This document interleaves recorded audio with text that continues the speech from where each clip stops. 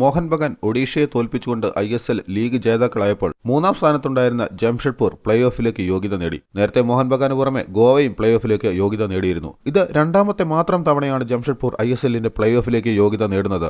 ആദ്യ തവണ അവർ യോഗ്യത നേടിയപ്പോൾ ലീഗ് ജേതാക്കളായാണ് മടങ്ങിയത്.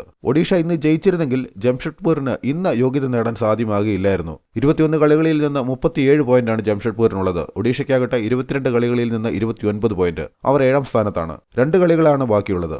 അതും 2 ജയിച്ചാലും 35 പോയിന്റ് ഒഡീഷയ്ക്കാകുകയുള്ളൂ. 4ാം സ്ഥാനത്തുള്ള ബംഗളൂരുവിന് 21 കളികളിൽ നിന്ന് 34 പോയിന്റ്. 5ാമതുള്ള നോർത്ത് ഈസ്റ്റിന് 22 കളികളിൽ നിന്ന് 32 പോയിന്റ്. 6ാമതുള്ള മുംബൈ സിറ്റിക്ക് 21 കളികളിൽ നിന്ന് 32 പോയിന്റ്. ഈ ടീമുകൾക്കൊക്കെ തന്നെയാണ് ഏറ്റവും കൂടുതൽ പ്ലേ ഓഫ് സാധ്യതയുള്ളത്. 8 മുതൽ 11 സ്ഥാനങ്ങൾ വരെയുള്ള ചെന്നൈ, ഈസ്റ്റ് ബംഗാൾ, കേരള ബ്ലാസ്റ്റേഴ്സ്, പഞ്ചാബ് ടീമുകൾക്ക് 21 കളികളിൽ നിന്ന് 24 പോയിന്റാണുള്ളത്. മാത്തമാറ്റിക്കലി നോക്കുകയാണെങ്കിൽ ഈ ടീമുകൾക്കും പ്ലേ ഓഫ് സാധ്യതയുണ്ട്. ഹൈദരാബാദും മുഹമ്മദൻസും നേരത്തെ തന്നെ ലീഗിൽ നിന്നും പുറത്തായിരുന്നു.